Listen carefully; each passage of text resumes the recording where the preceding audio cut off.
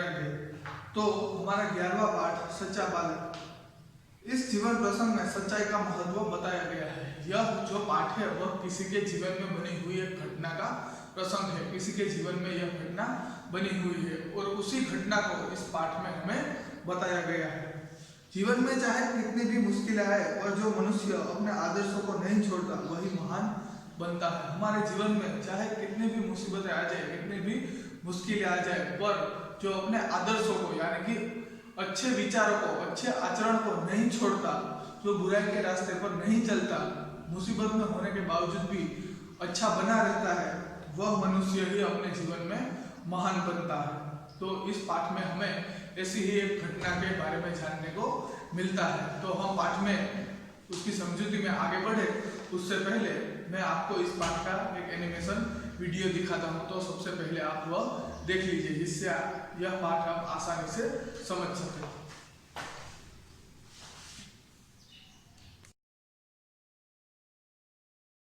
एक समय की बात है। एक लंबा काफिला बगदाद की ओर जा रहा था। रास्ते में उस पर डाकू टूट पड़े और लूटमार करने लगे। उस काफिले में एक 9 वर्ष का बालक था। वह एक ओर चुपचाप खड़ा रहकर इस लूटमार को देख रहा था। एक डाकू की नजर उस लड़के पर पड़ी। तेरे पास भी कुछ है? मेरे पास 40 असरफियां हैं। क्या कहा? तेरे पास 40 असरफियां है? जी हाँ। डाकू लड़के का हाथ पकड़कर सरदार के पास ले गया। उसने अपने सरदार से कहा, यह लड़का अपने पास 40 अशरफियां बताता है। तेरी अशरफिया कहां है? लड़के ने अपनी सदरी को फाड़कर उसमें छुपी अशरफियां निकाली। उन्हें सरदार के सामने रखते हुए कहा, यह देखो। लड़के, अशरफियों को इस प्रकार से रखने का उपाय तुम्हें किसने बताया? मेरी माँ ने इनको सदरी के अस्तर में सी दिया था जिससे किसी को पता न चले। तो तूने अशरफियों का पता हमें क्यों बता दिया? मैं झूठ कैसे बोलता? मेरी माँ ने कहा था, बेटा सदैव सच बोलना, झूठ बोलना पाप है। यह छोटा बच्चा अपनी मां का इतना कहना मानता है कि ऐसे संकट में भी झूठ नहीं बोला। हम लोग बड़े होकर भी ईश्वर के बताए नेक रास्ते पर नहीं चलते और लूटमार करते रहते हैं। सरदार, बात तो ठीक है। इनका लूटा हुआ सामान इन्हें वापस कर दो। डाकुओं ने जब सामान वापस कर दिया और आगे कभी लूटमार न करने की प्रतिज्ञा की। सच बोलने वाले इस बालक का नाम अब्दुल कादिर था। बड़ा होकर यह बालक महान संत हुआ। उनकी समाधि बगदाद में है। वहां प्रत्येक वर्ष बड़ी संख्या में लोग दर्शन के लिए जाते हैं।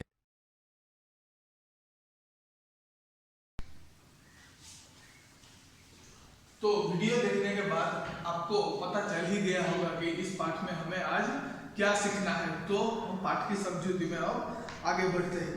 एक समय की बात है, एक लंबा काफिला बगदाद की ओर जा रहा था। ये कई वर्षों पहले की बात है। एक समय की बात है कि एक काफिला यानी कि साथ यात्रा करने वाले लोगों का एक समूह, यह लोगों का समूह है, वह एक साथ बगदाद की ओर जा रहा था। रास्ते में उस पर डाकू टूट पड़े और लूटमार करने लगे और रास्ते में उस काफिले के ऊपर, उन लोगों के ऊपर डाकू है वह आक्रमण कर देते हैं और सभी है उसको डराने लगते हैं और लूटपाट करने लगते हैं। उस काफिले में एक 9 साल का बालक था।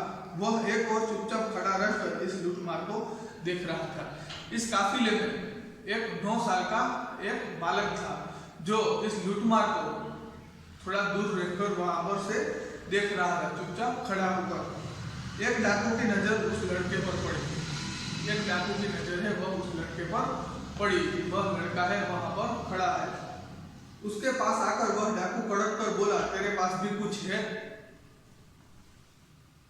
वह डाकू है उस बच्चे के पास जाकर उससे पूछता है, तेरे पास भी कुछ है? वह डाकू है वह लूटमार कर रहे थे, वह सभी को लूट रहे थे। इस डाकू ने उस बालक को देखा तो उसके पास जाकर वह कहने लगता है कि तेरे पास भी कुछ है? अगर कुछ है तो वह मुझे दे दो।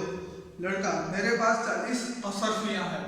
असरफियां यानी कि जो पुराने जमाने के जो सोने चांदी के सिक्के होते थे वह। तो वह लड़का सीधा बता देता है कि मेरे पास 40 असरफियां हैं। डाकू चकित होकर, डाकू को आश्चर्य होता है कि यह बच्चा है, इसने सीधा मुझसे सच बोल दिया, इसने झूठ क्यों नहीं बोला? क्या कहा? तेरे पास 40 असरफियां हैं। डाकू को आश्चर्य होता है, यह बालक ने ऐसे सीधे ही बता दिया आसानी से कि मेरे पास 40 असरफियां हैं। लड़का, जी हाँ मेरे पास है। डाकू लड़के का हाथ पकड़कर सरदार के पास ले गया। उसने अपने सरदार से कहा, यह बालक अपने पास 40 असरफियां बताता है। डाकू है वह उस लड़के का हाथ पकड़कर अपने सरदार के पास ले जाते हैं, डाकुओं के सरदार के पास, और वहां पर जाकर बताते हैं कि यह लड़का कह रहा है कि इसके पास है वह 40 असरफियां है। सरदार लड़के से, तेरी असरफियां कहाँ है? सरदार है वह उस लड़के से पूछते हैं कि तूने असरफियां कहाँ पर छुपाई है? वह असरफियां कहाँ है? लड़के ने अपनी सदरी को फाड़कर उसमें छुपी असरफियां निकाली। सदरी यानी कि जैकेट।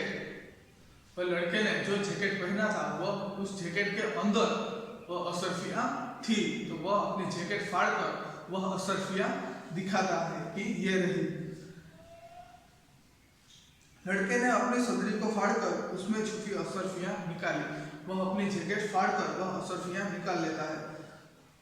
उन्हें सरदार के सामने रखते हुए कहा, यह देखो। अपनी जैकेट को फाड़कर वह लड़का सारी असरफियां उसमें से निकालकर सरदार के सामने रख देता है, बोलता है, ये रही, ये देखो।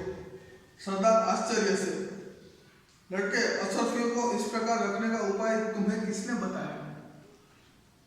यह असरफियां इस तरह छुपाने का, इस तरह अपने पास रखने का उपाय तुम्हें किसने बताया? लड़का, मेरी माँ ने इसको सदरी के अस्तर में सी दिया था। अस्तर यानी कपड़े के अंदर का जो मुलायम कपड़ा होता है वह। लड़का, मेरी माँ ने इसको सदरी के अंदर अस्तर में सी दिया था। मेरी माँ ने मेरी जैकेट के अंदर अस्तर के जो कपड़े के अंदर है उसे मेरी माँ ने है वह असरफियां सी दी थी, जिससे किसी को पता न चले, जिससे कोई भी इसे ढूंढ न सके, जिससे किसी को पता न चले। सरदार, तो तूने असरफिया का पता हमें क्यों बता दिया? तो फिर तूने इन असरफियों का पता हमें क्यों बता दिया कि तेरे पास 40 असरफिया है? तूने क्यों बता दिया? लड़का, मैं झूठ कैसे बोलता? मेरी माँ ने कहा था, बेटा सदैव सच बोलना, झूठ बोलना पाप है। मेरी माँ ने ही सिखाया है कि हमेशा सच बोलना चाहिए, झूठ बोलना पाप है। मैं झूठ कैसे बोलता? इन्होंने पूछा कि तेरे पास क्या है, तो मैंने बता दिया कि मेरे पास 40 असरफियां हैं, मैं झूठ नहीं बोलता। सरदार डाकुओं से, यह छोटा बच्चा अपनी माँ का इतना कहना मानता है कि ऐसे संकट में भी झूठ नहीं बोला। सरदार को आश्चर्य होता है। वह डाकुओं से कहते हैं कि यह बच्चा इतना छोटा होकर भी अपनी माँ की बात, इतनी मुसीबत में भी अपनी माँ की कही हुई बात नहीं भूला, अपने माँ के सिखाए हुए आदर्शों पर चल रहा है। इसकी माँ ने इसे बताया था कि कभी भी बेटा झूठ नहीं बोलना चाहिए। तो यह ऐसी मुसीबत के समय में भी यह बालक है, उसने झूठ नहीं बोला। यहाँ पर डाकुओं का है वह इस बालक की बात है वह अच्छी लगती है, और इसी बात के कारण डाकुओं का भी अंत में हृदय परिवर्तन हो जाता है और सारे डाकू है वह अंत में सुधर जाते हैं। सरदार डाकुओं से, यह छोटा बच्चा अपनी माँ का इतना कहना मानता है कि ऐसे संकट में भी झूठ नहीं बोला। ऐसी संकट की परिस्थिति में भी वह बच्चा है वह झूठ नहीं बोला। हम लोग बड़े होकर भी ईश्वर के बताए नेक रास्ते पर नहीं चलते और लूटमार करते रहते हैं। और हमें देखो, हम इतने बड़े होकर भी ईश्वर के बताए हुए रास्ते पर, सच्चाई के रास्ते पर हम नहीं चलते और लूटमार हमेशा करते रहते हैं। हमें इस बच्चे से सीखना चाहिए। सब डाकू सरदार बात तो ठीक है, सभी डाकू है तो सरदार की बात से सहमत होते हैं और कहते हैं कि सरदार बात तो आपकी एकदम ठीक है। सरदार डाकुओं से इनका लूटा हुआ सामान इन्हें वापस दे दो। ये यहाँ पर है वह सरदार का हृदय परिवर्तन होता है। वह इस बच्चे की बात से खुश हो जाते हैं और वह भी है लूटमार का धंधा है वह छोड़ देते हैं। वो भी जो डाकू थे उनमें से सुधरकर अच्छे मनुष्य है वह बनने के रास्ते पर चल पड़ते हैं। इस बच्चे के कारण ये सारे डाकू है वह सुधर जाते हैं। डाकू का सरदार डाकुओं से कहता है कि इनका लूटा हुआ सामान इन्हें वापस दे दो। और डाकू है वह जो भी सामान लूटा था लोगों से वह उन्हें वापस दे देते हैं। डाकुओं ने सब सामान वापस कर दिया और आगे कभी लूटमार न करने की प्रतिज्ञा की।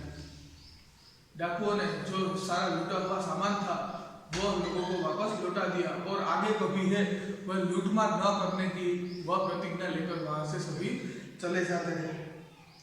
सच बोलने वाले इस बालक का नाम अब्दुल कादिर था। इस बालक का नाम जो सच्चाई के रास्ते पर चलकर डाकुओं को भी सुधार सकता है, उस बच्चे का नाम था अब्दुल कादिर। बड़ा होकर यह बालक महान संत हुआ और बड़ा होने पर यह जो बालक है वह एक बड़ा संत हुआ। उसकी समाधि बगदाद में है और इसकी समाधि आज भी बगदाद में है। लोग कहां से वहां पर आते हैं और वहां पर चढ़ावा चढ़ाते हैं। इसकी समाधि बगदाद में है। वहां प्रत्येक वर्ष बड़ी संख्या में लोग दर्शन के लिए जाते हैं। उनकी समाधि आज भी बगदाद में है और लोग है वह वहां पर आकर कई दूर दूर से आकर वहां पर दर्शन के लिए जाते हैं।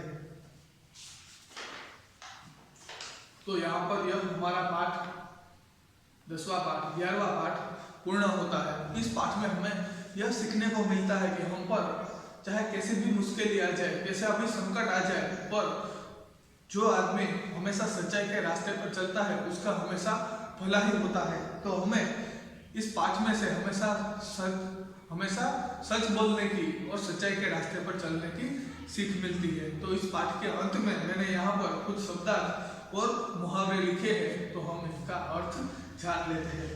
शब्दार्थ: काफिला यानी कि यात्रियों का समूह, असरफिया सोने के सिक्के, सदरी यानी कि जाकिर, अस्तर सिले कपड़े के भीतर की तह, सिले हुए कपड़े के अंदर का जो मुलायम कपड़ा होता है वह, समाधि मकबरा या मजार, सदैव हमेशा या सर्वदा, नेक यानी कि ईमानदार, ईश्वर भगवान या फिर प्रभु, हम जो भी कहे।